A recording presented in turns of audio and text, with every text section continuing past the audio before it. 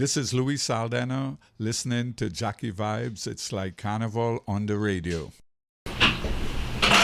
A pleasant good morning to all. Hello, Toronto. It is my distinct pleasure to introduce Louis Saldanah, Masscamp band leader, to Jackie Vibes radio broadcast facilities in Toronto. We're going to talk about your evolution, your passion, your vision, mission of your craft. My name is Anthony, aka Kool Breeze. I'm here to chronicle the vibe and magnify your brilliance, local to global. Welcome to Jackie Vibes Radio. An honor to have you on my show, Louis. Thank you for having me. Thank you. Appreciate it. Thank you. Louis has been an active participant in Toronto Carnival, formerly known as Caravana, for 40 years plus, since 1977. Through his ingenuity, dedication, and leadership, has been awarded the distinctive title of Band of the Year 20 times.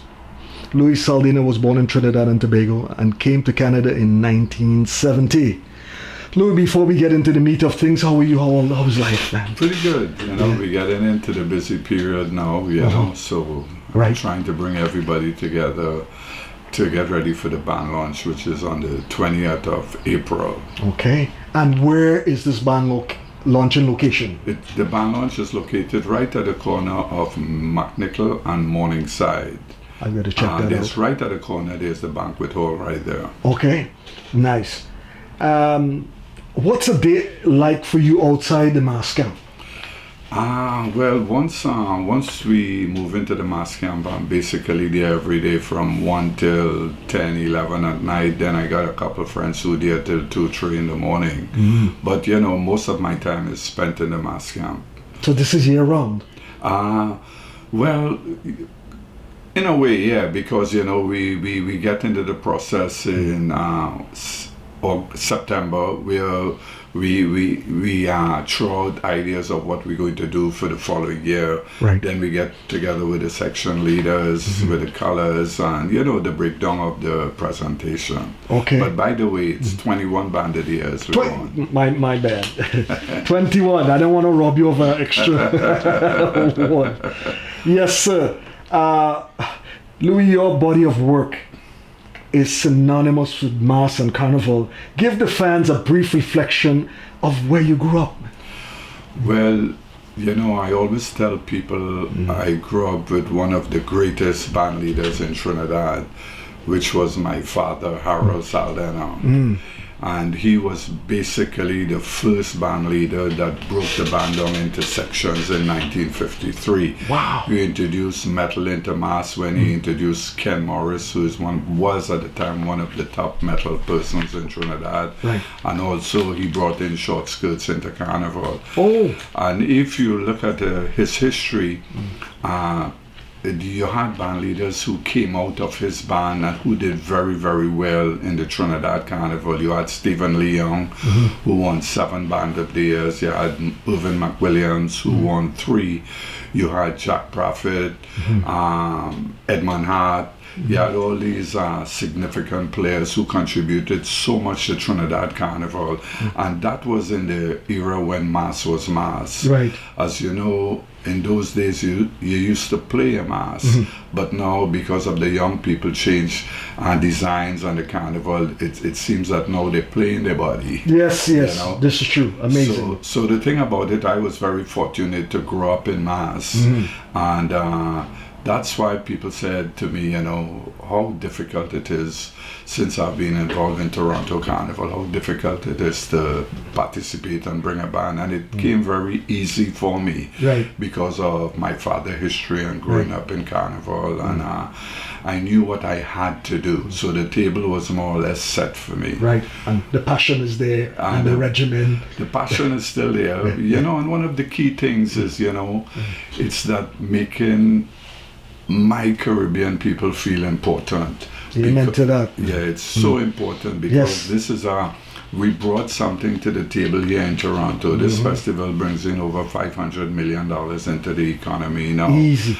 And that's what we should be proud of. Right. And, but the thing about it is we have to find a way how we could share in that $500 million, because you have the provincial government and the federal government, which benefit mostly from this festival. Wow. And then you have all the rest of the people, you know, the airlines, the hotels, the merchants, all these people benefit from the festival. So something have to come back to the community. I agree. That's quite the illuminating explanation. Louis, how did COVID-19 impact your mass camp? Talk about that. Well, when COVID came in, as you know, we did not play mass for 2 years. And after doing the carnival, so I hate to tell you this, but after doing it for so many years, I got a break for 2 years. I had no choice, right? So it was things were pretty quiet with me for 2 years. And I'll be honest with you, don't mind, I love our culture, but I really did miss it. I did miss it. I hear you. And but we were very fortunate when I came back out. We won Band of the Year in 2019 and COVID came in. And then when we came back out, we won Band of the Year again. So I was very happy for all the people who did all the work in the mass camp and who's still there with me. That's so important for the people around me to be successful. Amazing, Louis. What do you do to be what do you have to do to be a band member, leader, director? I think it's so important that we relate to people. You know, I think that's very important, and you do it for the love of taking part in our culture, you know, and bringing people together, you know.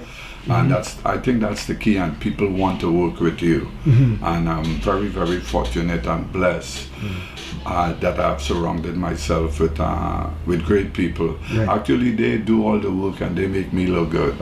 You know? Yes. And that's so important. It's a team effort. It's not one person. For you to be successful in anything, you have to have a good core of people who care about what you're doing. Delightful. With all you do, Louis, and these magnificent costumes, the life after the costume, after Caravana is finished, where do they go? Well, it's very, very unfortunate that once the parade is over, we store the costumes in a container. Like I have 3 containers where we store all the stuff in. And once we move back into the mass camp in May the following year, the costumes are destroyed and we rebuild again. You know? Wow! After all that work. Yeah, the only thing that is kept back is the frame, which is very expensive, you know. So all that work is destroyed, and then we have it's a new beginning, you know. So let me get this straight. You mean to tell me that some museum or some art place wouldn't say, well, can I have to showcase your body of work? Well, you know, there's a lot of band leaders out there who produce beautiful costumes also, and it's very disheartening to know that they go through the same process with me. Wow. You know, I think it's always the responsibility of the organization, which was Caravana, the Torah, FMC, to secure the band leaders' artistry. And I think they should have developed having a museum where we can put all these beautiful costumes and, you know, charge people at admission, especially during the winter months. People could come and see what the different band leaders did in the past. You know? So you must have pictures or something from each year in a repository to show people from a historical perspective, right? Well, where my band is concerned, you can go on YouTube and go way back, and you'll see all the beautiful bands that I have brought, and you had all the live music bands from Trinidad playing for me, Song Rev, Traffic, Charlie's Roots, and you would hear them on stage playing the music for the band, you know. So if people are interested in looking back at my history and what I did in the past, you just go to YouTube and put Saldanah Carnival. Okay, good to know. Louis, just give us a rough cost. Like somebody want one of those huge costume to parade, or just a regular top and bottom thing, rough cost. The rough cost for the king and queen costume costs basically between $9,000 and $10,000. The female and male individual costs approximately $3,000 and $4,000. Now the price structure don't match the production of the big costumes, because to the winning costume for the King of the Bands and Queen is $4,800, whereas you're producing $9,000 to do the costume. So the significant part of that is people are doing it for the love of the culture. Right, you know? right. But and the basic price in our band, and most bands here in Toronto, it's basically for the back line, it's $400 and then it goes up. Right, increments. Right. Yes. But one of the things I want to tell you, we do have an increase in prices over the years, and you know, from the consumer point of view, people think that wow, it's getting out of hand, but when you compare the prices to Trinidad Carnival, we are basically more or less 50% lower than the people that is paying for a costume in Trinidad. Oh, incredible. But what I would like to say is, 7 years ago, a mask camp cost $25,000. Right now, for the past 3 years, when the market has went so crazy, a mask camp is costing me now $73,000. That's for the year. I know, for just the 3.5 months. 3.5 months. Wow. So to bringing that price with the costume, we still try to be reasonable to keep the costumes low and depend on sponsorship coming in. Right. Louis, I'm curious to know, because the real estate from year to year, location to location, must entail some kind of logistics and duration of the camp not in use. Can you elaborate on that, please? Well, the thing about it is we normally get a different mask camp every year, different location, right? Because to keep a permanent mask camp, it's a warehouse, and to try and to maintain the warehouse, you have to swing it into a banquet hall. There where you keep two parties, and police come and said, hey, this is not a banquet hall, and they shut you down. So to go through that process with having to put 3 extra doors in emergency, sprinklers and so on, it costs $200,000. So that's why you find band leaders are don't have permanent mask camp, because the maintenance is the key to everything. Right. Now, Louis, how do you ignite innovation and climate change with your mask camp? Well, the thing about it is, you face different sequences year to year, and you base your decision where the market is concerned. So it's not difficult to adjust as different patterns come and different eras come. You have to adjust. Right, terrific. I've always been, perturbed, a little bit confused as to why these bands on the road, some of them are late and so vastly spread out, and the fans get frustrated looking at why is the whole half an hour of three-quarter a band haven't come across yet since the last one. Tell us a bit about that. Well, I realized that there was an issue with spectators seeing bands every half an hour, but I'll tell you the reason why that happens. When all the bands are lined up to go on stage, like I'll draw an example, if there's a band in front of me, that band comes off stage and leaves and come onto the lake shore. Now remember, the size of my band is about 4,000, so it takes us an hour to cross stage, so you'll get that. So you will get that gap now to make up, right? But to offset what you said here, which I thought was most critical, and I am out there trying to please the spectators. When everybody is starting up by the stage, I am at Dufferin Gate going west, going away from the CNE, going away from the staging area. So once I make that turn way down at the bottom, by the time I starts at 10:25 in the morning, whereas the parade up by the stage starts at 11. So when I make that turn going west, you're correct, there's lots of spectators, right? So I'm coming up the lakeshore now to the CNE, and it's packed with spectators. Now think about it, if I do start there, it would take these people down there 2-3 hours before they see the first band. Are you serious? Yeah, and hence the reason why I start at Dufferin Gate and go west. Okay. Sensational, man. Louis, let's unpack this scenario. We thing.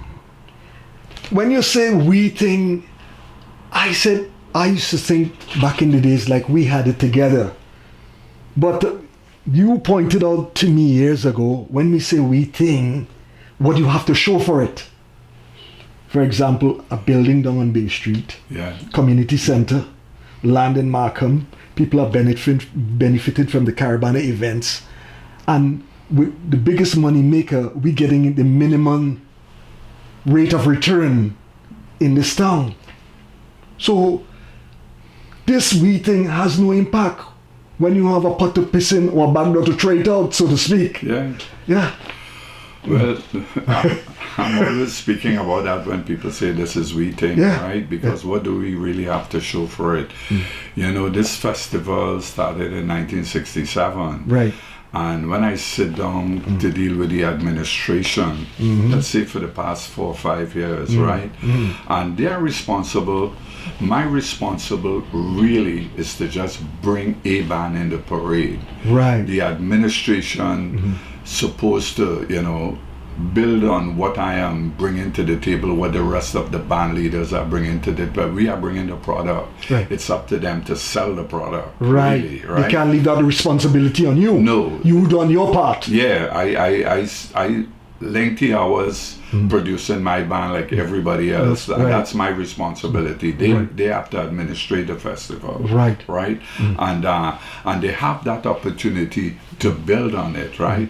But I always tell them from 1967 till now, if I went into a coma and came out of the coma now, what improvement have they made with the festival? Amen to that. I like that. What have improvement? I have improved. Right. I started with 83 people in 1977, and my band went to 5,000 people. I have improved, but the administration haven't improved, and that's the problem, because you know, we as West Indian people have brought something to the table, and we have to find a way to share in that $400-500 million. So when we say this is we thing, you know, I step back and say, how could they say this is we thing when we do have at least 70% of the market value, right? You know, true. And we have to find a way, because there's too many people benefit from this festival except the West Indian community. Quite the illuminating explanation there, Louis. Trinidad and Tobago culture. Some of the pan men have to come abroad to make money. Radio stations playing artist soca songs, 10 out of 200 and something songs that were made for Carnival. Calypso music becomes seasonal for 3 months. It's totally ridiculous. While we pound reggae, no problem, year round, and our music is the only music on the planet that is seasonal, man. How does that enhance and enlighten your perspective? Well, the thing about, I have a personal view on that, right? I don't mind, especially in Trinidad where they mostly playing reggae. But the thing about it is we have the steel, that's our culture, the steel band and calypso. Right. I think all these radio stations that are in Trinidad, there's a rule should be passed that your quality of music is supposed to be at least 60% of our culture. You see my point? Which is steel band. Yes. But one of the next things I have said is that again, it goes back to the government, and I'm going back all these years, you know. I'm with you. I always believe that they have to do something to protect the people who have built this culture, the steel band, and calypso. And I always said, I wrote to Mr. Robinson when he was Prime Minister at the time, and I told him, you have calypsonians who in the 50s, 60s were there to enhance the calypso, right? Right. And these people died poor. Yes. My big problem with that is, and I wrote to him and I told him to charge $100 departure tax, where everybody who's coming in for Carnival, 100 or 200 departure tax when they're leaving. and put that in Aside. separate and put that for the culture, for the band lead, for the calypsonians, the steel band people. So that it's like a pension. Right. When they retire, they get a pension, right? Because they did something. They did something for our culture, for Trinidad and Tobago, you know. And that worries me a lot. Now again, if I was Prime Minister of Trinidad, of course, the steel band, the Panorama winners would be getting at least $5 million. Right. You know, because we as Trinidadians, we take things for granted. Always. And we do recognize the people who have enhanced our culture, you know. Preach. And we tend to ignore them when their twilight years has come, right? And that should never be, you know. Extraordinary, Louis. All right. It's going to get a little heated up. Slackness, worthlessness in the customer service department with respect to serving food is deplorable. Snail, turtle, and molasses syndrome is faster than some of these characters. And when other ethnic groups come in with a high level of efficiency, they vex. I will support my culture any day, but when you come off key, I will have to move somewhere else with do my business. For example, I go on to a Blockorama. A few Blockораmas down at Lamport. Fella, 10 people in front of me. Guy ordered bacon saltfish. They took like 15 minutes to give this guy 5 bacon saltfish. He eat one in front of the cashier. And then he find out they didn't put the pepper in the rest, so they had to send it back in the kitchen. The camp has 7 people doing their various things. The next person come in, it's like half an hour. I look back, there's 30 people in the back of me and 8 in front. I walk out of that line. I said, this is totally ridiculous. You know, the level of efficiency is horrible. I could have bought 4 or 5 bakes easy from them. Yeah. And it was Bacon Shark. But the level of... I came back, I went in the parking lot and I have my drinks and my little snackaroos, nuts and thing. And I'm watching this madness. It is just, Louis, how could we continue doing business like this? You see, because I believe I shouldn't say me, but we as business people don't take things seriously and we don't run things efficiently. Right. And the thing about it is when somebody is doing a business like that and you have all these little problems where the service isn't that good, you know, you step back when the business is closed, right. you know, and you reflect. meet the people who is working with you, Yeah. and you reflect what worked and what didn't work. But the problem is they don't revisit No. to correct the problem. Right. Hence the reason why Right. we create the same error and the same issues and the same problems all the time, Yeah. right? Now I'll draw a perfect example for you. There's a few band leaders who keep blockos when they get a warehouse, right? Every Sunday or every week, right? But if you know the history of me, I never kept a blocko. Okay. Because the reason why I don't keep a blocko is because I can get 1,000 people come in easy. But I know the nature of our people and I love our people. Right. But when they come, they would open the trunk, they eat their food and Throw throw the garbage plate on all the over. ground. How and could the you do drinks that? on the ground, right? How could you do that? And hence the reason, and we are not disciplined enough and responsible enough to know that whatever they do, there's a reaction to it. Right. And hence the reason why I personally don't ever keep blancos. I would love to do it, Right. but I know our people is not disciplined enough to come in.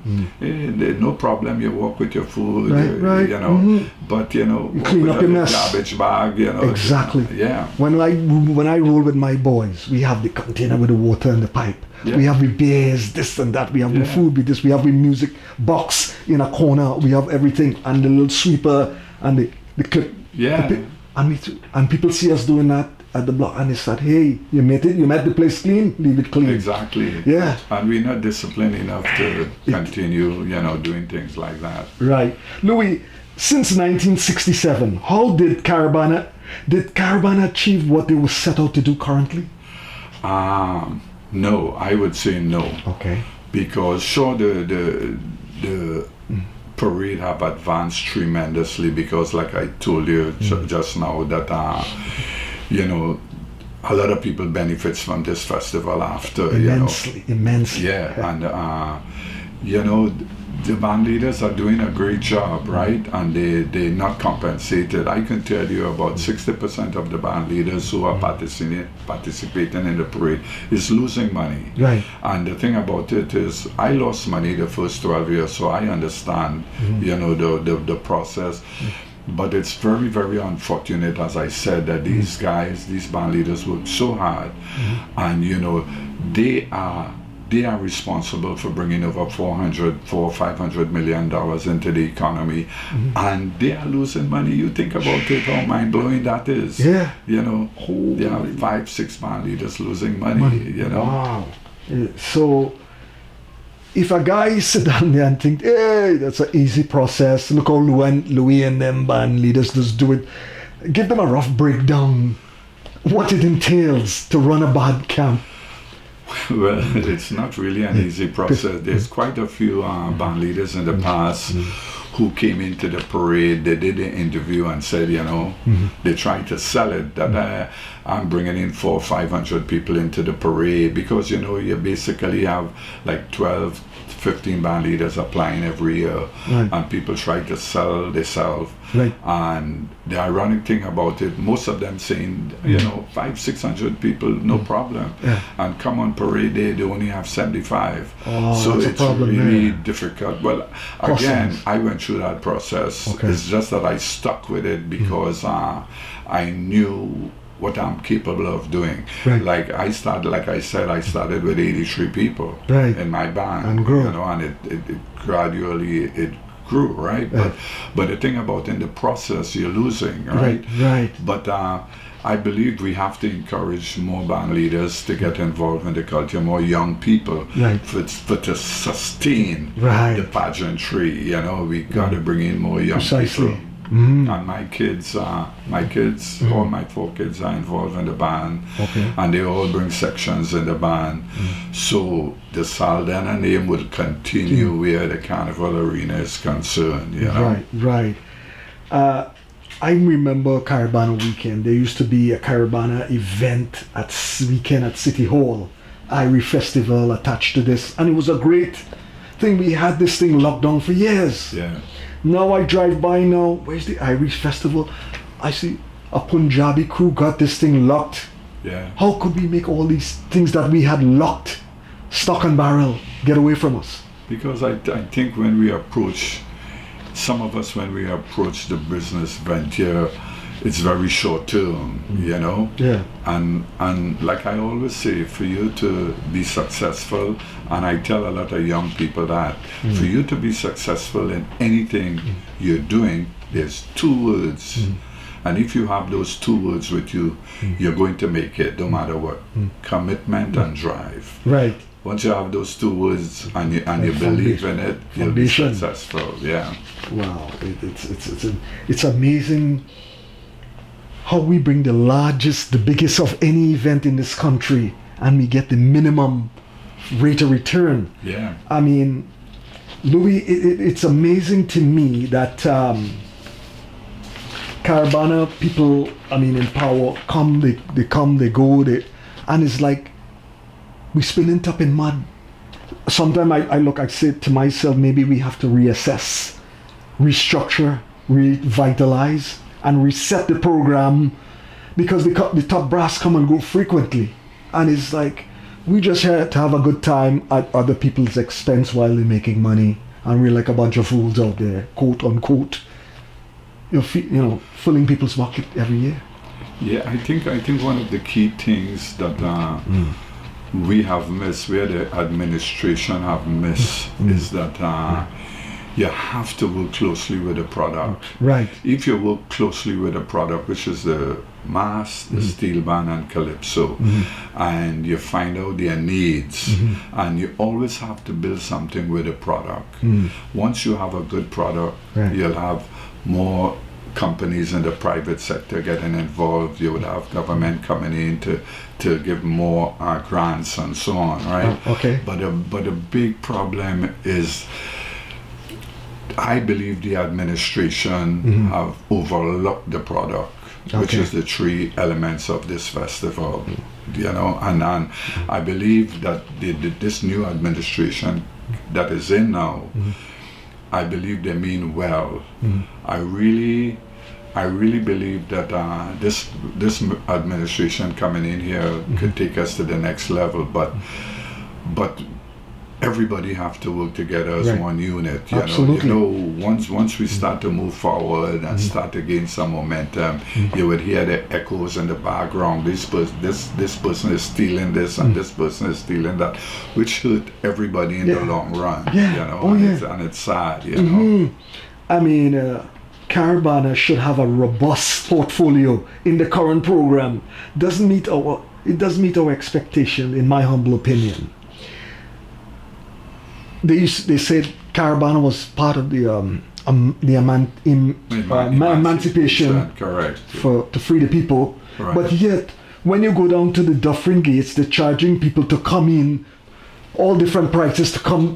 People break down the gates after, and everybody coming free after. Yeah. Yeah, I don't understand. Either it's free or it's not. Yeah. Well, the thing about that is we have to step back and look at the expenses to run the festival from the administration point of view.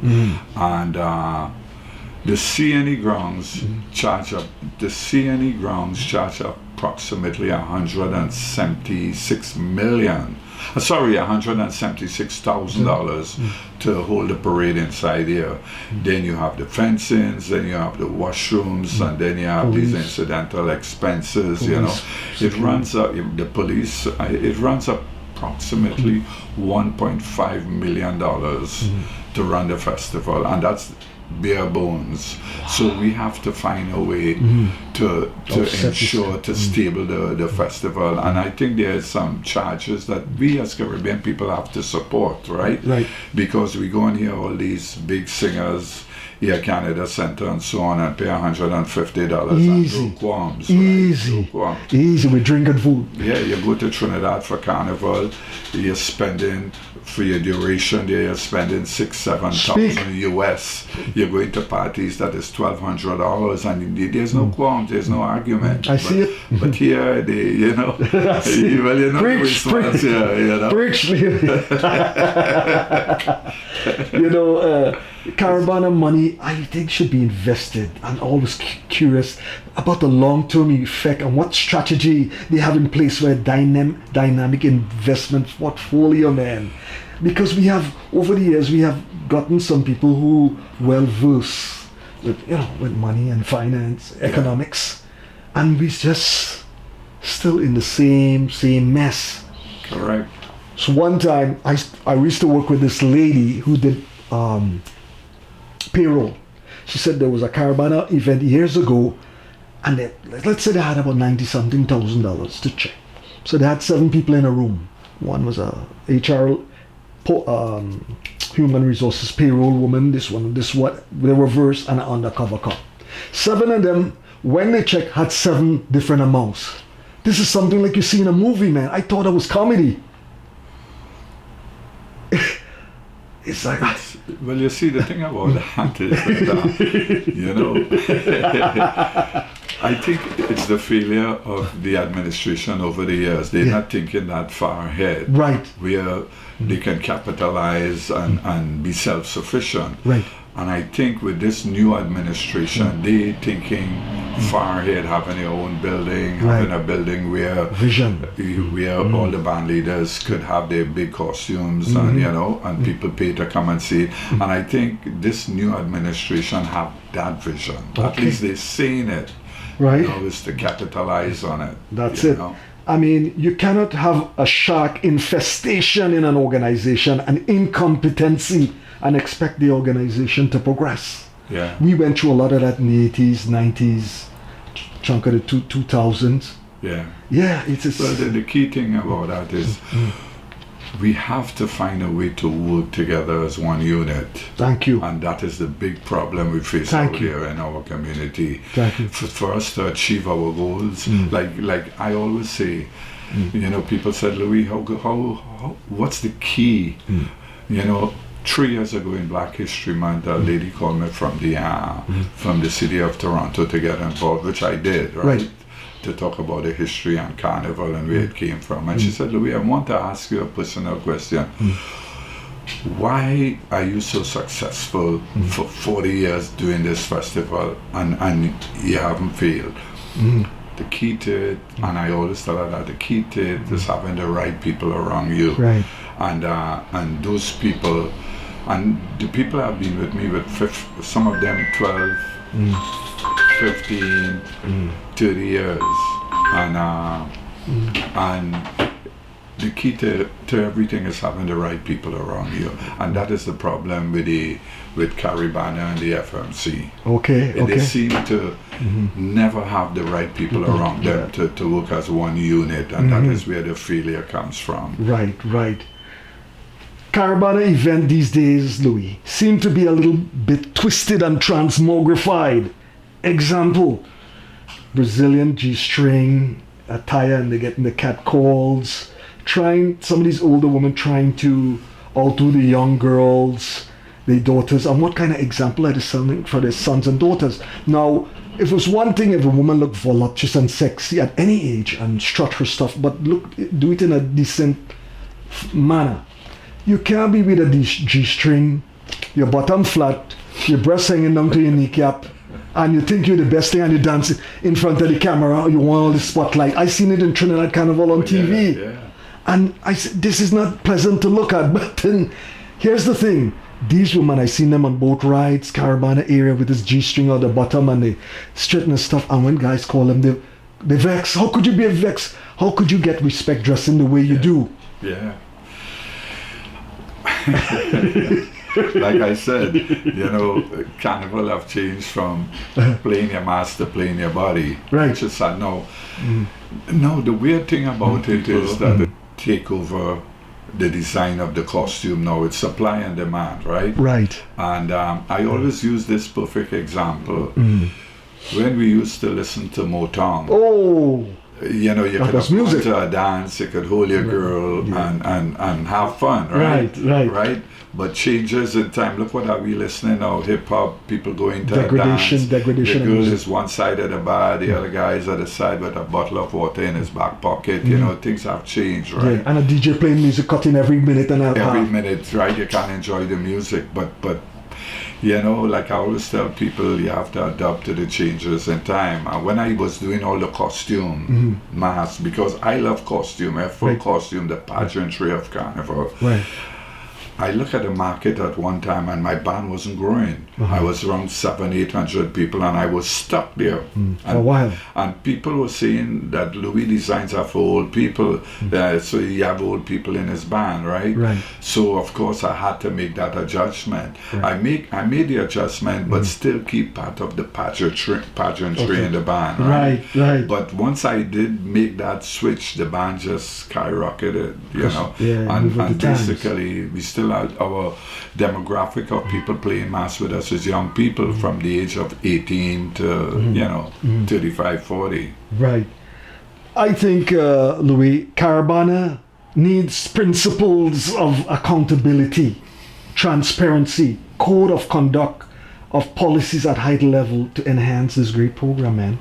Like you said. Well, it all, like I always said, it's all reflects on the administration. Again. And I think it's important that we get the right people in. Yes. And I think also that the people that we have in there right now have a vision to take us to the next level. I'm just keeping my fingers crossed that they can accomplish these goals. Right. Louis, where do you see yourself going into the future with the community involvement, and what's your inspiration behind this? Well, as you know, it's all culture. I was very fortunate enough, like I said before, that I grew up with our culture, right? I see myself retiring from the carnival arena very soon. Wow. But my children would definitely take over. I have 4 of my kids involved in the band. Right. So the history of the Saldanah in mass is over 75 years, adding my father time in. So I think we would be in good hands. Okay. But my big concern is the administration. For those young people coming in, you know, they got to set that example where these young band leaders feel very comfortable and they have their goals in mind, not worrying where the next dollar coming from to produce the band when we bringing in $500 million. Terrific. Louis, if you had some kind of control or power to change Caribana, what would you do? Well, you know, my philosophy in life, in doing business, is to bring the right people in, right? I hopefully I would bring the right people in. And my main objective is that our West Indian community is sharing in what we're bringing in. We have to find a way to share, at least get 10% of that for 500 million. Right. And the key is sharing, because, you know, we have a way of, and I want to be correct with my wording. Yes. We have a way of getting to that position. But the thing about it is, do we have the right people to execute it? Oh, right? Yes. We could fall back into the same trap if these people who are administrating the festival do have a vision for the community. Okay. You know, they might be there just self-serving, and that is where the failure comes in, when you get in and you're self-serving. You know. Right. I had a talk years ago with some cats, and because found out I was on the radio, and they said to me, Cool Breeze, why is it the racial component of band leaders seem to be high-colored Indian? I never really saw it as that, but it just brought awareness. You mean now? Yeah. Well, you see, the thing about it, you know, people have the different point of views, and they're very steadfast about it. Right. But people have to remember, we all come from the Caribbean, and we have the Chinese, we have the Indians, we have the blacks, we have all different type of people in the Caribbean, and that is the big problem. We have to find a way to work together and be as one. I agree. You know. I agree. And they said a Caribana criticism conceived as a pan-Caribbean celebration, but soon afterwards it became dominated by Trinidadians based on Trinidad Carnival. What's your take? Well, the thing about it is, when the carnival started, it was basically a gift from Trinidad and Trinidad culture. Right? So it started with the Trinidad Carnival. But the thing about it now, it's that we have to embrace the Caribbean culture, because we all one in the Caribbean, right? And if you notice, in the past recent years, there's a lot of different carnivals in the Caribbean. True that. So, but it all stems from the mother of carnival in the Caribbean, which is Trinidad, and we have to respect that. Right. You know. Louis, your best Caribana celebrations and memories? I have a lot of memories. There's a lot of beautiful bands we have brought in the past, you know. So we had good memories, and the thing about it is, my main objective was bringing our people together and making them feel important, our Caribbean people feel proud that, hey man, look, we really brought something to the table, and we have to just find a way to share in it, that's all. Yeah, that's it. Difficulties in running a mass camp? The difficulties in running the camp, it's basically the one of the key things is the upfront expenses. Okay. You know, and a lot of failure happens with young band leaders because of the upfront expenses. Right. Now, what do you see in the future grooming people to take over and carry on your legacy? Well, like I said, my 4 kids are totally involved in the band, and I know once I stepped away from the carnival arena, they would bluntly continue. There's no doubt about it, because they are all section leaders from the band. But I think one of the most important thing is, we as cultural people and the administration have to develop workshop for young people who want to participate in the band, and as a stepping stone, let them know what it is that they're going to face and what it is they have to do to be successful. Okay. So that is one of the key elements that we neglect. Okay. You know, to bring in young people in and doing workshops. I'm always happy to do workshops with people to assist them. But you know, our Caribbean people have a lot of pride. Yeah, they do. So they just don't want to come forward and say, Louis, could you come and assist me? But I do help a lot of band leaders. Okay. I do help a lot of band leaders. Nice. And this not just goes for mass camp, it goes for the steel band society. Well, I think all three cultures working hand in hand. Right. And again, we have to develop workshops to also help the steel band and calypso. Like I said, we have to work as a unit. I've spoken to the calypso and the steel band people already, and I said that you got to work with the band leaders because they have. A lot of them have good websites, and we all have to communicate together and advertise. You know, when everybody's having an event, and we all come in and help. After all the accolades, magnificent costumes and award, which one stands out most to you and gives you the most pride? Well, I've brought so many beautiful bands that I'm surprised when I look back at my work that I can't believe I did it. Right. But one of the best bands I thought I have brought was the band was just about 400 or 500 people. We were in a university. The name of the band was A High Mask. And while we were moving, we had a rainstorm. And the rainstorm destroyed the whole band. Was that in the 90s? Yeah, and it was just it only lasted about 5-10 minutes while we were moving. Oh, wow. And I was very disappointed that the spectators didn't have the opportunity to see the band. And I thought that was one of the best bands that I've brought. But, you know, the record shows that, you know, we brought a lot of nice mass here in Toronto. Yes. Louis, your cultural footprint is significant in what you have made in Toronto, man, and I hope you continue your journey and your kids take on that legacy and so on. Tell the fans again, when is your band opening? My band launch is on the 20th of April at Chanjuni Banquet Hall, and it's corner of McNichol and Morningside. Anybody wishing to get advance ticket could go on ticketgateway.com or they can give me a call at 416-560-4419 for advance tickets. Right. And where can fans find you on social media platform? My social media platform, Instagram is at Saldanah Carnival.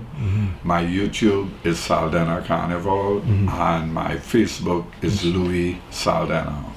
Yes, sir. Now, Louis, I said, every time I meet, I said, I hope to God I put my hand on some money where we could go to Niagara Falls or Barrie or some nice little town and start something fresh and do it correctly. I'll be calling you in the middle of the night. Louis, wake up. Hear me out on this one. We got a project here. And just grow it every year. People come out. Don't get me wrong, I like the Caribbean, I think, but I used to enjoy the Barrie and the Hamilton line because it was more conducive for family. You're there all day, and it was just a nice feeling, man. Yeah. I wish I wasn't bringing a band in the parade. Then I could have focused on Barrie and Niagara Falls. But you know, my 3 months in that summer 3 months is locked in totally. You know, because you know you don't want failure. So we focus on producing the band. Yeah, or maybe have some kind of a nice block party in one of these towns, or all the family / event, blah blah blah.